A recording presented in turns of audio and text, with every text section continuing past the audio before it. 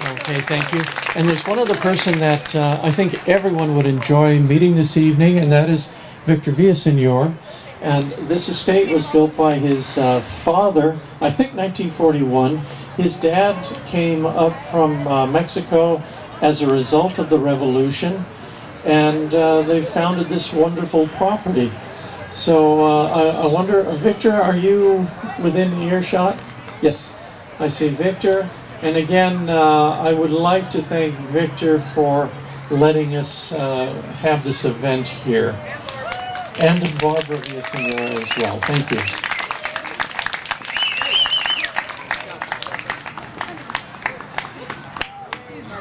My name is Victor Villaseñor, and this is Barbara, my first ex-wife. Welcome. And this is her house, and she's putting on the event because that house over there, we just finished a wedding of my sister's, Linda's youngest boy, 42, that finally got married. And so I've been having about 30 to 60 people for a week over there. So I told him, no, I need a break. I mean, the toilets are stuffed up, so you guys have it over here. Anyway, I grew up speaking Spanish and not English, and I'm dyslexic. And what most people don't know is that among whites and blacks, there's about 10% dyslexia. Among Native Americans and mezclados, meaning Mexicanos que están mezclados, that's part European and part Indian, there's about 30% dyslexia. So I flunked the third grade twice, but my parents finally went to the priest, and he told him to bribe the teacher and then take me to Catholic school, and that's how I got out of the third grade. Or I would have been there forever. I didn't learn to read till I was 20. And by that time I had so much rage and hate, I made a commitment to become a writer. And I wrote for 10 years, had 265 rejections, and then I finally sold my first book, A la Brava, at the age of 33, and that's when I met Barbara, and we got married. I don't know if you know it, but 85% of all people in prison don't know how to read. The people that know how to read is less than 20% on the planet.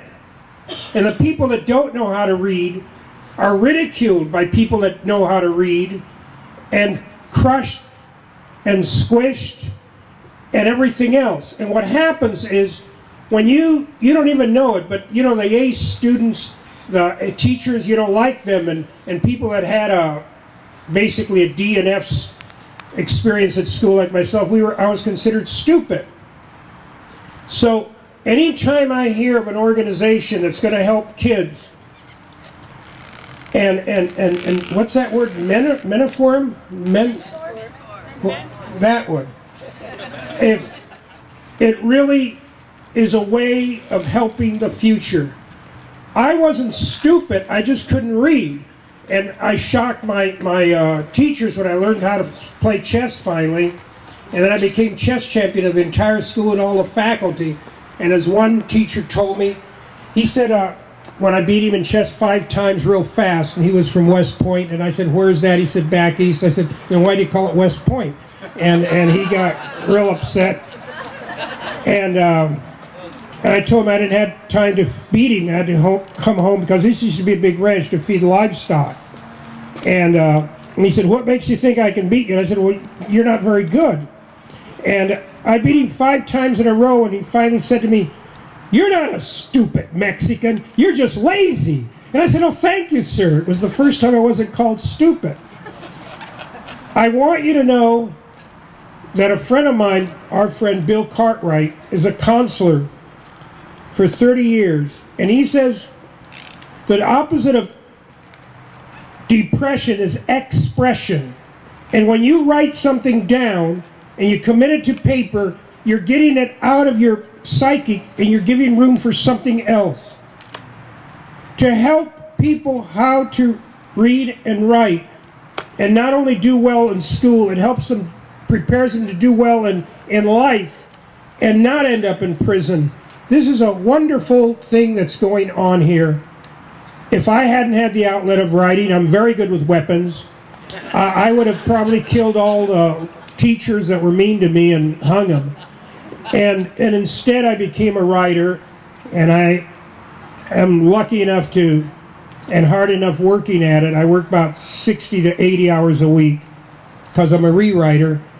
And I have 5 national bestsellers. HBO is gonna film, is right now in the process of making 7 hours TV. And I'm 70 years old, and it's only taken me 50 years to become an overnight success. Thank you very much.